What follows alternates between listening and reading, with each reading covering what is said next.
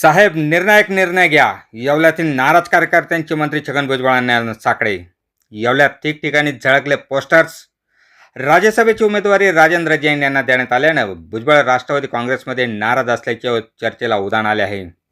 नमस्कार, bulletin 13 digital न्यूजमध्ये आपले स्वागत आहे. महाराष्ट्रातील रिक्त झालेल्या राज्यसभेच्या जागेसाठी मंत्री छगन भुजबळ यांचे नाव चर्चेत असताना ऐनवेळी राजेंद्र जैन यांना उमेदवारी देण्यात आली आहे.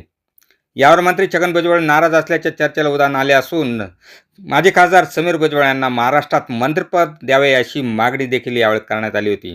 मंत्री छगन भुजबळ यांनी लावून धरली होती.